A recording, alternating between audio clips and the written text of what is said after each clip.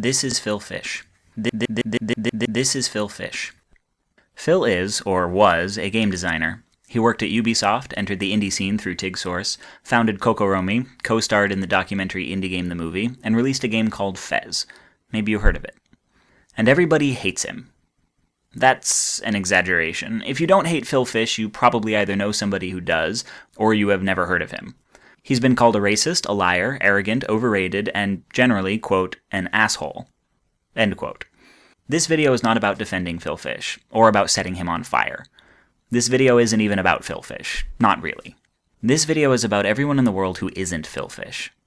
We, and by we I mean those who would eventually be Phil's public, first met Phil on the forums at TigSource, sort of the indie game CBGBs. He was a talented artist that delivered very constructive, if blunt, critiques on the art subforums. He was one of dozens of strong personalities. He had a tendency to fly off the handle, though rarely unprovoked, even if it didn't seemingly take much provocation.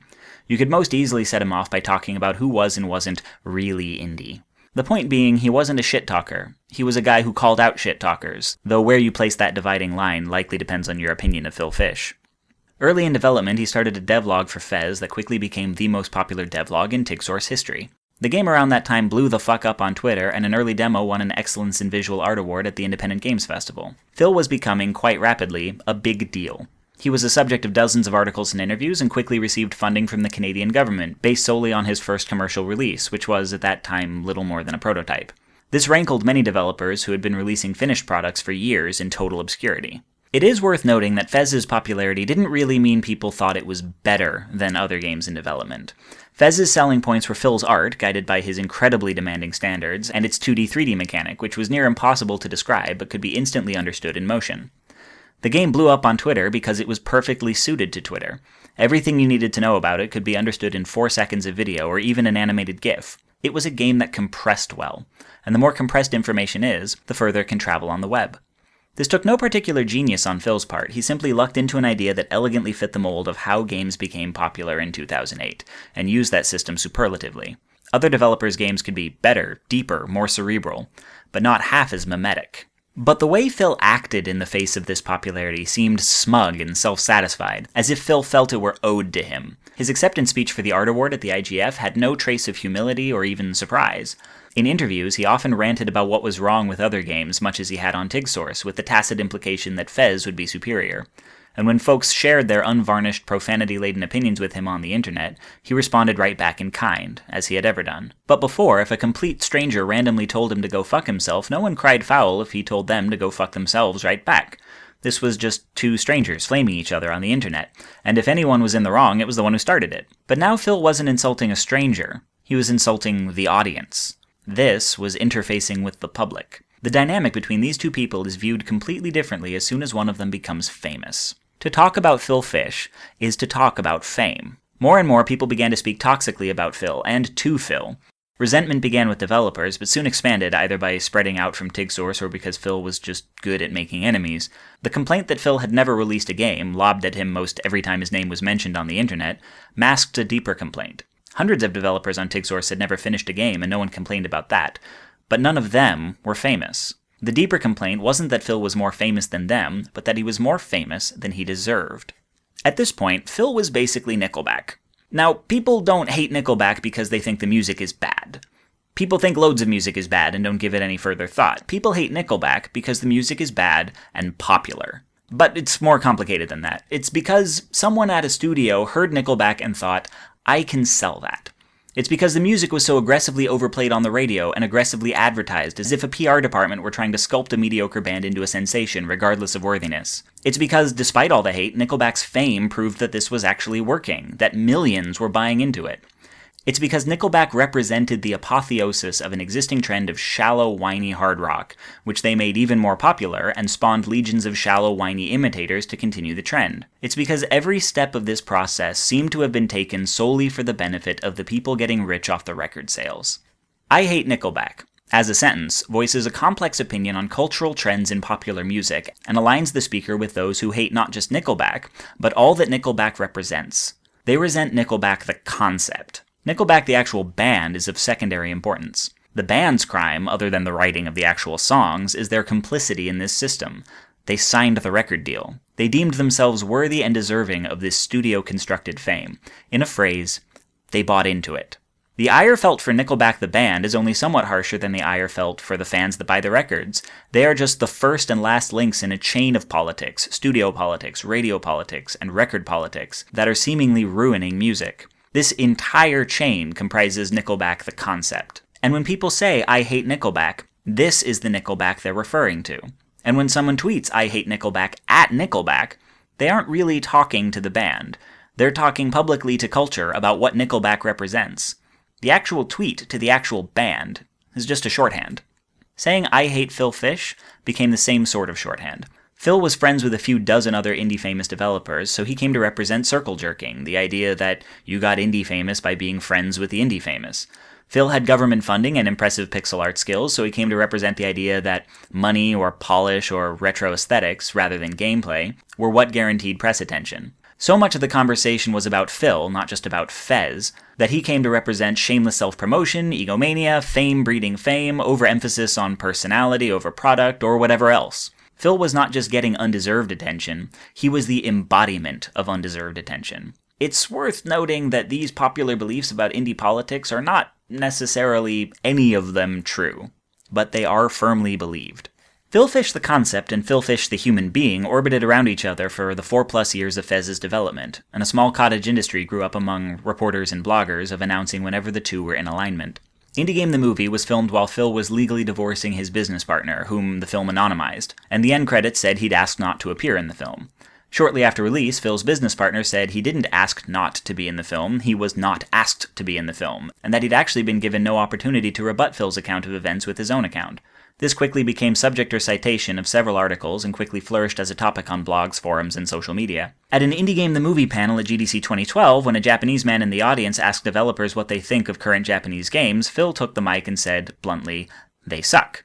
Within a day, "Phil Fish says Japanese games suck" was headline news on Eurogamer, IGN, and Kotaku, among others, and the comments filled up with people calling Phil a racist. And when, later that week, Fez won the Seamus McNally Grand Prize at the Independent Games Festival, Phil took his victory lap by telling a stranger on Twitter to choke on his dick. The stranger had, per usual, insulted Phil for no reason. This also became news. 2 years later, this is still cited in articles about Phil. Now, game-related news, editorials, reviews, and criticism all fall under the same vague banner of games journalism, but none of these things are news in any traditional sense. They have no material repercussions on gaming as a whole, on how games are made and distributed, or even the development of Fez. This is merely gossip, unless Phil is functioning as a symbol, which is precisely how he was being used. Because talking about Phil is talking about fame. It is a known secret that Phil's former business partner is musician Jason DeGroot. For all his statements that the filmmakers were liars and that he'd never gotten to tell his story, DeGroot never told his story. The only specific he ever shared was about that line in the end credits, which no one disputed. The line was immediately removed from all digital copies of the film and was not included on the DVD. As for why he quit the company, or why he took so long to sign the papers despite the very real damage it could do to the game, many choose to believe DeGroot's entirely hypothetical explanation, usually assuming that it centers on Phil being such an asshole. At GDC, following the "they suck" comment, Phil Fish and John Blow had a back-and-forth conversation about overarching trends in both Japanese and American game design traditions, offering criticism of the American trends as well as exceptions to the Japanese trends. The moment where Phil wrote off Japan entirely simply didn't happen. Something Phil did say, however, was, "You guys need to get with the times." "You guys," directed at the Japanese man in the audience, essentially casting him, intentionally or otherwise, as the representative for his entire culture. Problematic generalizations like this happen all too often in games culture. It's a topic that deserves to be discussed, that sorely needs to be discussed. It would have been entirely justified to use Phil Fish to have a conversation about tokenism and cultural insensitivity. But instead, people used tokenism and cultural insensitivity to talk about Phil Fish. The useful discussion, the one that is larger than Phil Fish, didn't happen. And when that discussion does happen elsewhere, not nearly as many people show up to the conversation. In fact, many who do show up insist it's not a problem. People cared about racism only in as much as it let them hate Phil Fish. Finally, consider the "choke on my dick" tweet. Then consider this one from the following year. Neither is any more newsworthy than the other. The headline for either could be "Phil Fish has strong opinion." But one is news, and one is not. Anita Sarkeesian is a feminist critic who talks about the portrayal of women in games and cybermobs. And because of this, she has accepted that she will get constant rape and death threats for the rest of her career. And though she was a major figure at the time, Phil praising and defending Anita Sarkeesian didn't become news. Nothing positive Phil ever says becomes news. Because the headline isn't really Phil Fish has strong opinion. Phil Fish is a symbol of everything that is supposedly wrong with indie games. He's newsworthy when he acts like a symbol. Anything that doesn't fit the narrative is ignored on blogs, forums, and social media, and news sites cherry-pick the moments when Phil Fish the human being looks from the right vantage point, like Phil Fish the concept. The real headline is Preconceptions about Phil Fish confirmed. Confirming preconceptions is what makes it news. Which is not to say that Phil was necessarily blameless in any of these situations, but that given many angles to view them, people consistently choose the harshest ones. This is a deliberate choice, made to preserve the idea that Phil is just an asshole. The philosophy here, which is troubling, is that there are right ways and wrong ways to be famous on the internet. And while there may not be any consensus on what the right ways are, there is sometimes consensus on who is doing it wrong. As with most philosophies, this can't really be proven or disproven. There's no sense trying to argue someone out of the opinion that Phil is an asshole for not acting the way famous people are supposed to act, or, crucially, for not acting the way we would act in his place. This is a popular argument because it's an argument you can't lose. No one can empirically prove whether Phil is or isn't an asshole. What gets elided from this argument is the assumption that famous assholes, people who don't act the way famous people are supposed to act, deserve to be punished. In 2013, Phil quit the games industry, canceling Fez 2 1 month after it was announced. The final culmination of Phil's punishment came in the form of a blowout with Marcus Beer, the annoyed gamer. Guesting on an episode of Invisible Walls, Marcus Beer called out Phil, calling him an arsehole, wanker, and pisspot, for refusing to comment on Microsoft's new self-publishing policy when asked by journalists. Marcus's argument was this, that because Phil was famous, journalists wanted his opinion, and that Phil should give it freely. That Phil should be grateful they were asking for it, that many would envy his status in the industry, that he owed journalists for all the attention they'd given him, that he had no right to refuse the press now after having shamelessly promoted himself online and in Indie Game the Movie, and that the press should give less attention to his next game if he wouldn't drive on the two-way street. Phil was being famous wrong. Now, one incentive for people like Marcus Beer and the staff of Kotaku and Eurogamer to say contentious things about Phil Fish is because contentious things about Phil Fish are guaranteed thousands of page views. People are invested in hating Phil.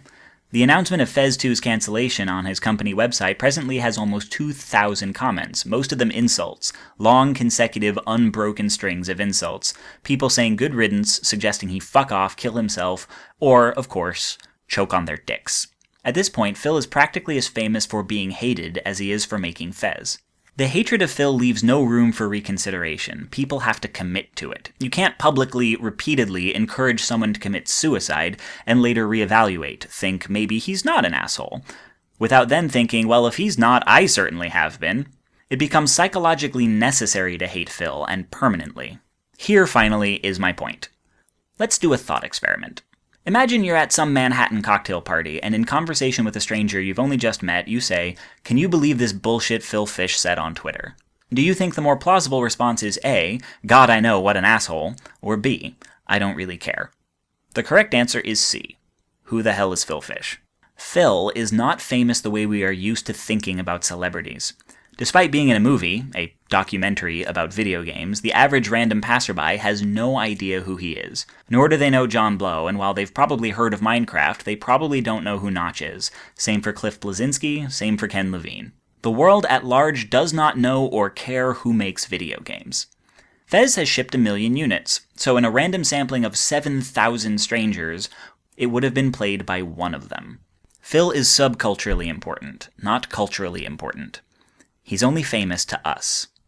And Phil is famous because a lot of us talk about him. Algorithmically, this is how search engines work. The more people talk about him, the higher he appears in searches. Similarly, the more we talk about Phil, the more articles get written about him because they are guaranteed high readership and high ad revenue. People discussing how much they hate Phil makes Phil more famous. We're used to thinking about fame as something granted to a person by people with media access. The reason people hate Nickelback is because of that record contract, that Faustian bargain. They bought into it. They had to be discovered. Someone had to connect them with video directors, record producers, stylists, advertisers. This is not what fame looks like on the internet. There, fame is not something you ask for. Fame is not something you buy into. Fame happens to you.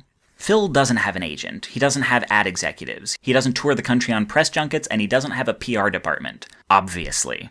He talked on social media. He did interviews when invited to do them. He was invited into a documentary. People read these things as shameless self-promotion or a desperate need for attention, or both, but that's projection. Nobody knows Phil's reasons for doing them but Phil and the people who know him personally. Phil never asked to be famous. We made him famous. Maybe in part because we found him entertaining, maybe in part because we found him irritating, largely because many of us were once sincerely excited about his game. But he became a big deal because we kept talking about him. On the internet, celebrities are famous only to the people who talk about them, and they're only famous because we talk about them, and then we hate them for being too famous and make them more famous by talking about how much we hate them. Could there ever be anything more self-defeating than this? If Nickelback decided tomorrow that they didn't want to be famous anymore, they would have to give up the tours, the roadies, the record labels, the billboards. Things most of us don't have. They would have to settle for normal life. The only way out for Phil was to give up what most of us consider normal life, openly being ourselves on the internet, because his normal life is what made him famous. Anything Phil says in public is newsworthy. He had to quit or privatize all social media. He had to stop speaking to his friends in public. If he goes to GDC or PAX or Indiecade, even as an attendee, there will be photos. My impression of Phil Fish is that he was young and hungry and talented. He seemed to perversely enjoy when people started talking about him. That cockiness usually comes with an arrogant assurance that you deserve to be spoken of, and a gnawing fear that you actually don't. For me, the most telling scene of Indie Game the Movie is when Phil realized that an article about Fez he thought had been very popular had actually gone largely ignored.